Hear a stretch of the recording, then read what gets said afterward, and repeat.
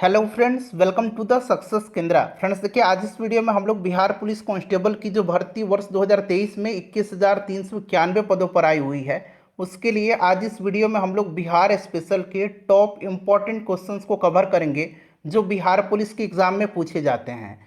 Friends, ये सारे के सारे प्रश्न जो हैं आपके एग्जाम के दृष्टिकोण से बहुत ही इंपॉर्टेंट है, इसीलिए इस सेशन को आप ध्यानपूर्वक जरूर देखिएगा। और फ्रेंड्स, अगर आप चैनल पर पहली बार विजिट कर रहे हैं, बिहार पुलिस की बेहतरीन तरीके से तैयारी करना चाहते हैं, तो आप चैनल को सब्सक्राइब कर लीजिए और ये जो बेल आइकन है, घंटी का निशान है, इसको जरूर दबा लीजिएगा, ताकि जब भी बिहार पुलिस कांस्टेबल भर्ती 2023 से संबंधित कोई भी इंपॉर्टेंट वीडियो अपलोड किया जाए तो उसका नोटिफिकेशन सबसे पहले आपके पास पहुंच जाए। तो चलिए फ्रेंड्स, बिना देरी किए हुए सेशन आज के स्टार्ट करते हैं। फ्रेंड्स, प्लीज़ पहले वीडियो को लाइक कर दीजिए और जब सेशन समाप्त होगा तो इसे कम से कम एक ग्रुप में ज़रूर शेयर कर दीजिएगा। एक ग्रुप में अवश्य ही फ्रेंड्स इसको शेयर कर दीजिएगा। चलिए शुरू करते हैं आज का सेशन। फ्रेंड्स, आज के सेशन का पहला प्रश्न पढ़ेंगे और ध्यान दीजिएगा, जो भी मैं एक्सप्लेन करूंगा उसको ध्यानपूर्वक आप जरूर सुनिएगा। इससे क्या होगा कि एक प्रश्न के साथ साथ आपके 2 से 3 प्रश्न जो हैं कवर होते चलेंगे। आज के सेशन का यानी कि बिहार स्पेशल सेशन का हमारा पहला प्रश्न है कि बिहार का अक्षांशीय विस्तार कितना है। अगर आप आंसर जानते हैं तो आंसर कमेंट में देकर के बताते चलेंगे। अब यहाँ पर ध्यान दीजिएगा, बिहार का अक्षांशीय विस्तार पूछा गया है। बिहार का अक्षांशीय विस्तार जो है यह 24 डिग्री 20 मिनट 10 सेकंड से 27 डिग्री 31 मिनट 15 सेकंड उत्तरी अक्षांश तक है। ये बिहार का अक्षांशीय विस्तार है। अगर आपसे बिहार का देशांतरीय विस्तार पूछा जाएगा तो इसको भी आप याद रखेंगे। बिहार का देशांतरीय विस्तार अगर पूछा जाएगा तो बिहार का देशांतरीय विस्तार जो है ये 83 डिग्री 19 मिनट 50 सेकंड से 88 डिग्री 17 मिनट 40 सेकंड पूर्वी देशांतर तक है। यहाँ पर अगर आप पूर्वी देशांतर बना लेंगे, पूर्वी देशांतर, तो फ्रेंड्स ये आपका बिहार का देशांतरीय विस्तार है। बिहार का अक्षांशीय विस्तार option number A right answer हो जाएगा और बिहार का देशांतरीय विस्तार पूछेगा तो ये ऑप्शन नंबर बी सही हो जाएगा। यहाँ पर आप पूर्वी देशांतर जोड़ लेंगे। क्लियर है? अच्छा, बिहार का आकार किस प्रकार से है? तो बिहार का आकार जो है लगभग आयताकार है। बिहार जो है उत्तर में नेपाल, दक्षिण में झारखंड, पूर्व में पश्चिम बंगाल और पश्चिम में उत्तर प्रदेश के साथ सीमा साझा करता है। तो फ्रेंड्स, आप इसे भी ज़रूर याद रखेंगे। इसीलिए मैंने आपको बताया है कि जो भी मैं एक्सप्लेन करूंगा उसको आप ध्यानपूर्वक जरूर सुनिएगा। चलिए, दूसरा प्रश्न है कि बिहार का कुल भौगोलिक क्षेत्रफल है। बिहार का कुल भौगोलिक क्षेत्रफल कितना है? बहुत ही इंपॉर्टेंट प्रश्न है। ये आंकड़ा आपको हूबहू याद रखना है। देखिए, बिहार का जो कुल भौगोलिक क्षेत्रफल है ये 94,163 वर्ग किलोमीटर है। 94,163 वर्ग किलोमीटर है और यह भारत के कुल भौगोलिक क्षेत्रफल का 2.86% हिस्सा है। अगर आपसे पूछा जाएगा कि बिहार का कुल भौगोलिक क्षेत्रफल भारत के कुल भौगोलिक क्षेत्रफल का कितना प्रतिशत है, तो 2.86% है। इससे भी आप जरूर याद रखेंगे। चलिए नेक्स्ट क्वेश्चन कर लेंगे हम लोग। देखिए, अगला प्रश्न है कि बिहार की लंबाई उत्तर से दक्षिण तथा चौड़ाई पूर्व से पश्चिम क्रमशः है। देखिए, बिहार पुलिस भर्ती 2023 के लिए हम लोगों ने 50 से अधिक महत्वपूर्ण प्रश्नों को कवर किया हुआ है। सारे के सारे प्रश्न हूबहू बिहार पुलिस के पैटर्न पर आधारित हैं और आपके एग्जाम के दृष्टिकोण से बहुत ही इंपॉर्टेंट है। इन सभी का लिंक आज के इस वीडियो के डिस्क्रिप्शन बॉक्स में मिल जाएगा। फ्रेंड्स, सभी वीडियोज को आप एक बार ज़रूर देख लीजिएगा। बताएंगे कि बिहार की लंबाई उत्तर से दक्षिण तथा चौड़ाई पूर्व से पश्चिम क्रमशः कितना है। तो देखिए फ्रेंड्स, अगर हम बात करें बिहार की लंबाई उत्तर से दक्षिण जो है यह 345 किलोमीटर है, ठीक है। और चौड़ाई पूर्व से पश्चिम जो है ये 483 किलोमीटर है। तो देखिए, 345 किलोमीटर और 483 किलोमीटर, ठीक है। याद रखेंगे, लंबाई उत्तर से दक्षिण 345 किलोमीटर और चौड़ाई पूर्व से पश्चिम जो है ये 483 किलोमीटर है। क्लियर है? चलिए, और याद रखेंगे फ्रेंड्स, अगर प्रश्न बनेगा कि समुद्र तल से बिहार की औसत ऊंचाई कितनी है, तो समुद्र तल से औसत ऊंचाई जो है ये 173 फीट है। 173 फीट है। अगर मीटर में पूछेगा तो आपको याद रखना है 53 मीटर। फीट में पूछेगा तो 173 फीट और मीटर में पूछेगा तो 53 मीटर याद रखेंगे। और बिहार का समुद्र तट से दूरी जो है, ये समुद्र तट से दूरी लगभग 200 किलोमीटर है। क्लियर है। और समुद्र तल से ऊंचाई जो है 173 फीट या मीटर में कहें तो 53 मीटर, और समुद्र तट से दूरी लगभग 200 किलोमीटर है। चलिए नेक्स्ट क्वेश्चन है हमारा कि निम्नलिखित में से कौन सा वन्यजीव अभयारण्य बिहार के मुंगेर जिले में स्थित है। बिहार के मुंगेर जिला में इनमें से कौन सा वन्यजीव अभयारण्य है, बताएंगे। इसका राइट आंसर क्या हो जाएगा। तो देखिए राइट आंसर जो हो जाएगा इसका भीम बांध वन्यजीव अभयारण्य जो है ये बिहार के मुंगेर जिला में है। क्लियर। उदयपुर वन्यजीव अभयारण्य जो है ये पश्चिम चंपारण जिला में है। राजगीर वन्यजीव अभयारण्य जो है यह किस जिला में है, तो राजगीर वन्यजीव अभयारण्य नालंदा में है। और वाल्मीकि नेशनल पार्क या वाल्मीकि टाइगर रिजर्व कह लीजिए, ये पश्चिम चंपारण में है। सारे पॉइंट्स को फ्रेंड्स आप ध्यान रखेंगे, प्रश्न कहीं से भी पूछा जा सकता है। और बिहार पुलिस के लिए सक्सेस केंद्र जो हमारा यूट्यूब चैनल है, इससे बेहतर कंटेंट पूरे यूट्यूब पर आपको कहीं भी नहीं मिलेगा। चलिए निम्नलिखित में से कौन बिहार के साथ सीमा साझा करता है। तो अभी मैंने आपको बताया बिहार उत्तर में नेपाल, दक्षिण में झारखंड, पूर्व में पश्चिम बंगाल और पश्चिम में उत्तर प्रदेश के साथ सीमा साझा करता है। तो नेपाल, उत्तर प्रदेश, झारखंड और पश्चिम बंगाल भी आप याद रखेंगे। तो राइट आंसर उपयुक्त सभी हो जाएगा। फ्रेंड्स अगर सेशन आपको पसंद आ रहा है तो प्लीज़ फ्रेंड्स एक बार लाइक कर दीजिए। देखिए आपका एक लाइक हमें बहुत ही मोटिवेट करता है और वीडियो बनाने के लिए प्रेरित करता है। चलिए नेक्स्ट क्वेश्चन है क्वेश्चन नंबर 6 कि बिहार सोशलिस्ट पार्टी कब गठित हुई थी। बहुत ही इंपॉर्टेंट क्वेश्चन है, बिहार सोशलिस्ट पार्टी कब गठित हुई थी। तो देखिए फ्रेंड्स 1931 में गंगा शरण सिंह, जयप्रकाश नारायण, फूलन प्रसाद वर्मा, अब्दुल बारी, राहुल सांकृत्यायन, राम वृक्ष बेनीपुरी, योगेंद्र शुक्ल इत्यादि नेताओं ने एक समूह बना करके बिहार सोशलिस्ट पार्टी का गठन किया था। 1931 राइट आंसर हो जाएगा। और देखिए 1934 में, ध्यान रखेंगे 1934 में पटना में आचार्य नरेंद्र देव की अध्यक्षता में बिहार सोशलिस्ट पार्टी की विधिवत स्थापना हुई और इसके सचिव जयप्रकाश नारायण बनाए गए। अगर आपसे प्रश्न पूछा जाए कि बिहार सोशलिस्ट पार्टी के प्रथम अध्यक्ष कौन थे, तो आचार्य नरेंद्र देव थे। और सचिव कौन थे, तो जयप्रकाश नारायण थे। विधिवत स्थापना 1934 में हुई थी, लेकिन बिहार सोशलिस्ट पार्टी का गठन जो किया गया था ये 1931 में किया गया था।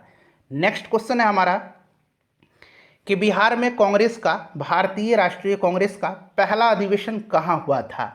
बिहार में भारतीय राष्ट्रीय कांग्रेस का पहला अधिवेशन जो है ये 1912 में हुआ था। कहाँ पर, तो बांकीपुर पटना में। बांकीपुर राइट आंसर हो जाएगा। और देखिए यह जो अधिवेशन था इसकी अध्यक्षता किसने किया था, तो RN माधोलकर ने किया था, यानी कि रघुनाथ नरसिंह माधोलकर ने किया था। ठीक है। और इस अधिवेशन के महासचिव सच्चिदानंद सिन्हा थे। इस अधिवेशन के महासचिव अगर पूछा जाएगा तो सच्चिदानंद सिन्हा थे। और मौलाना मजहरुल हक जो थे ये स्वागत समिति के अध्यक्ष थे। तो इन सभी पॉइंट्स को आप ध्यान रखेंगे।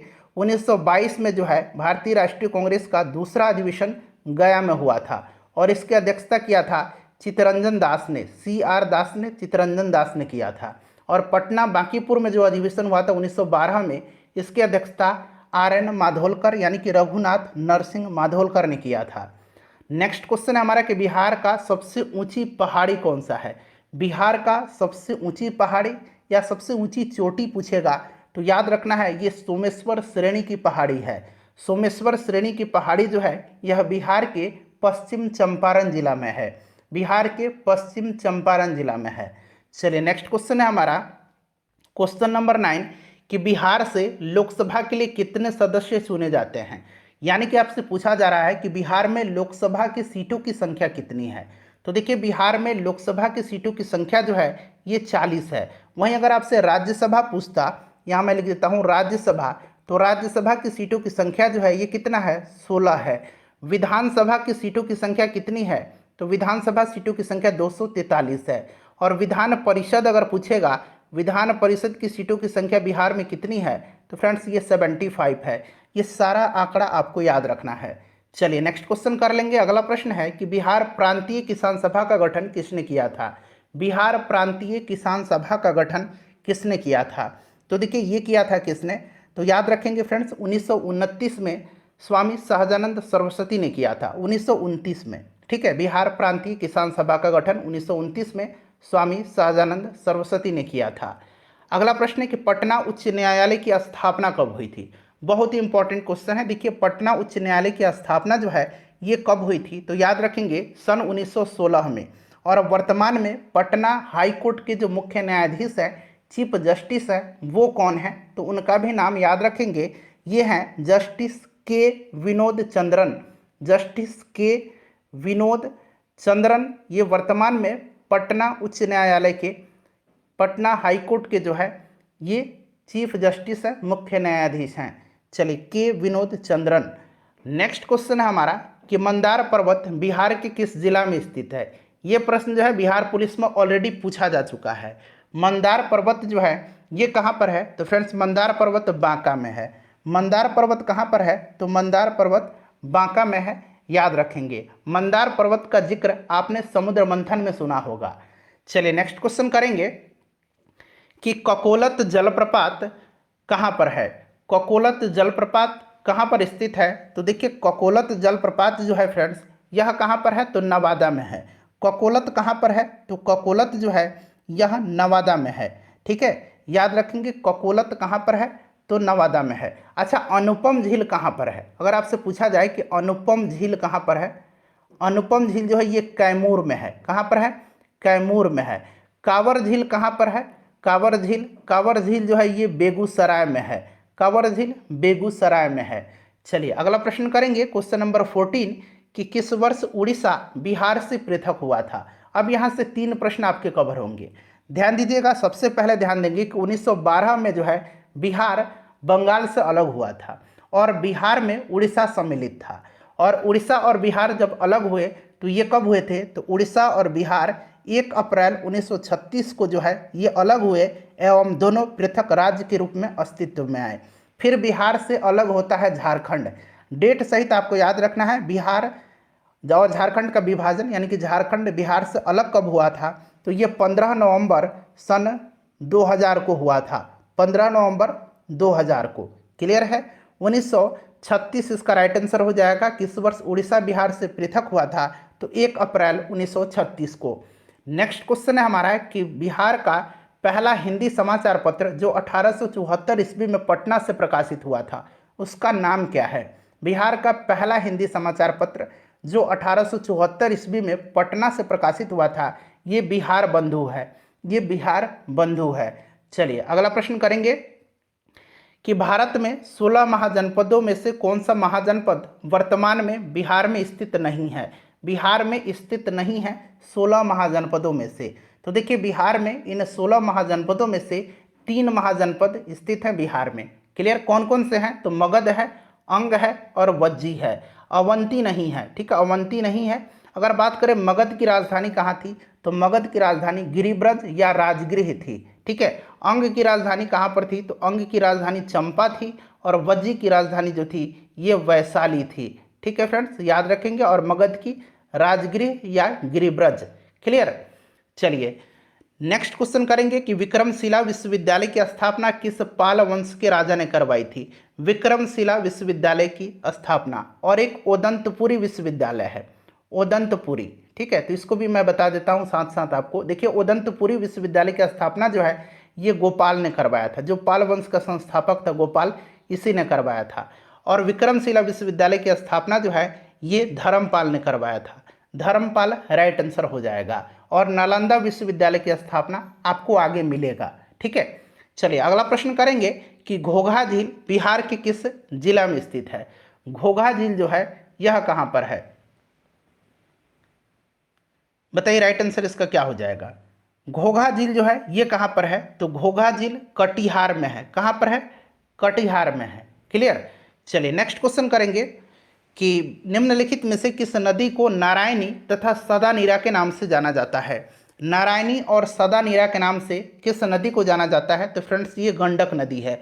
कौन सी नदी है, गंडक नदी है। ठीक है, चलिए जो पश्चिम चंपारण जिला में जो है नेपाल के बॉर्डर पर पड़ता है, यहीं पर वाल्मीकि नेशनल पार्क है, वाल्मीकि टाइगर रिजर्व भी है।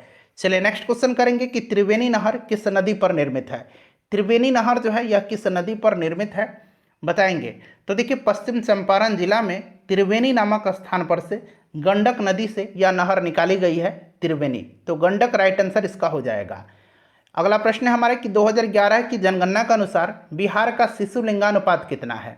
बिहार का शिशु लिंगानुपात 2011 की जनगणना के अनुसार, तो देखिए शिशु लिंगानुपात जो है ये 935 है। और अगर आपसे लिंगानुपात पूछेगा केवल, तो लिंगानुपात जो है ये 918 है।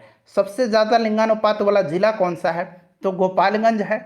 सबसे कम लिंगानुपात वाला जिला मुंगेर है। चलिए अगला प्रश्न है हमारा क्वेश्चन नंबर 22 कि बिहार में जब पहली बार राष्ट्रपति शासन लागू किया गया उस समय बिहार के राज्यपाल कौन थे।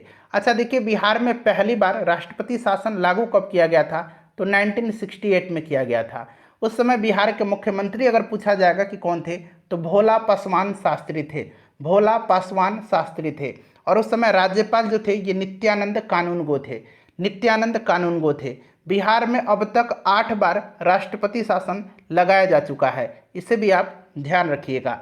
चलिए अगला प्रश्न है क्वेश्चन नंबर 23 कि तृतीय बौद्ध संगति का आयोजन कहाँ किया गया था। टोटल 4 बौद्ध संगतियाँ हुई थी।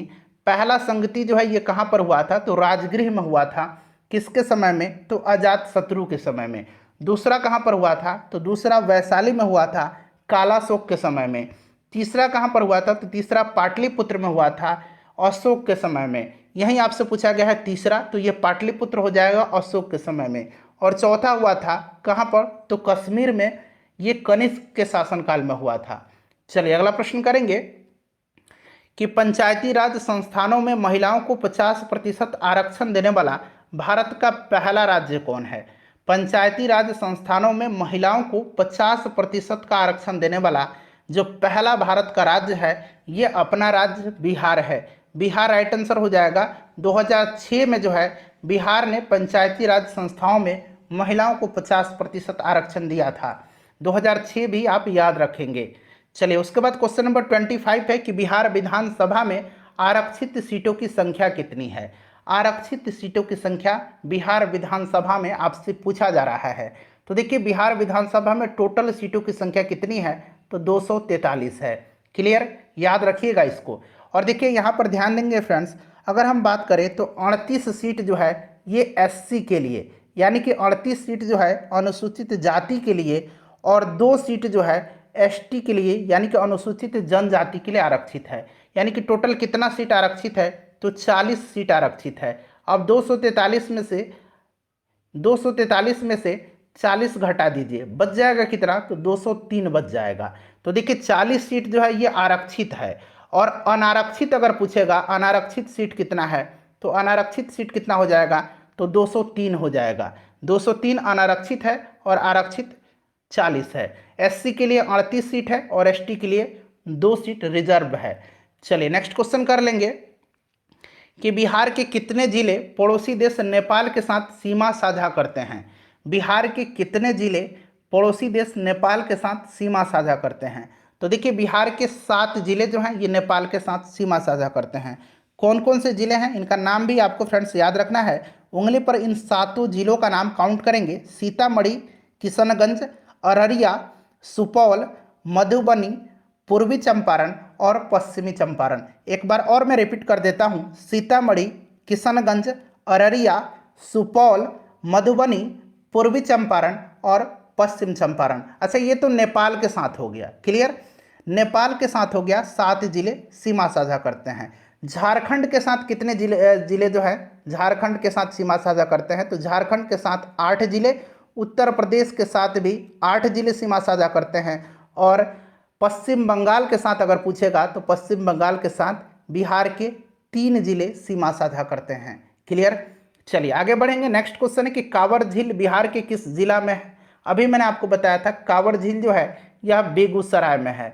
ठीक है, कांवर झील पूछे या कांवर झील पक्षी विहार पूछे, आपको याद रखना है बेगूसराय में है। ठीक है, नेक्स्ट क्वेश्चन हमारा कि बिहार के कितने प्रमंडलों से होकर के गंगा नदी प्रवाहित होती है। बिहार में टोटल कितने प्रमंडल हैं, फटाफट जरा एक बार कमेंट कर दीजिएगा आप लोग। बिहार राज्य के निवासी हैं तो इतना तो आपको पता होना ही चाहिए कि बिहार राज्य में प्रमंडलों की संख्या कितनी है। तो देखिए बिहार राज्य में टोटल 9 प्रमंडल हैं। इन 9 प्रमंडलों में से 7 प्रमंडल से होकर के गंगा नदी प्रवाहित होती है। 2 प्रमंडल से होकर के गंगा नदी प्रवाहित नहीं होती है। ये कौन कौन से 2 प्रमंडल हैं जहाँ से गंगा नदी प्रवाहित नहीं होती है? तो आपको याद रखना है, एक कोसी है और दूसरा मगध है। ठीक है, याद रखेंगे। बाकी 7 प्रमंडलों से होकर के गंगा नदी प्रवाहित होती है। अच्छा, गंगा नदी के किनारे कितने जिले अवस्थित हैं बिहार के? अगर जिला पूछ लिया जाएगा तो ये भी याद रखेंगे, 12 जिले गंगा नदी के किनारे अवस्थित हैं। क्लियर है? चलिए नेक्स्ट क्वेश्चन है हमारा कि भारतीय संविधान के किस अनुच्छेद में महाधिवक्ता का वर्णन किया गया है? राज्य सरकार का उच्चतम विधि अधिकारी होता है। ठीक है, महाधिवक्ता। चलिए, यह जो है अनुच्छेद 165 में है। अनुच्छेद 165 के तहत जो है महाधिवक्ता की नियुक्ति उस राज्य के राज्यपाल के द्वारा की जाती है। नेक्स्ट क्वेश्चन है, और वर्तमान में बिहार के महाधिवक्ता कौन है? बिहार के एडवोकेट जनरल कौन है? तो प्रशांत कुमार शाही हैं। पीके शाही आपको मिल जाएगा नाम। ठीक है, पीके शाही वर्तमान में बिहार के महाधिवक्ता हैं। चलिए नेक्स्ट क्वेश्चन है हमारा कि बिहार का कौन सा जिला पश्चिम बंगाल से सीमा साझा नहीं करता है? तो मैंने आपको बताया कि पश्चिम बंगाल से बिहार के 3 जिले लगते हैं। कौन कौन से? तो किशनगंज, पूर्णिया और कटिहार। जमुई जो है ये पश्चिम बंगाल के साथ सीमा साझा नहीं करता है। नेक्स्ट क्वेश्चन कर लेंगे, क्वेश्चन नंबर 31।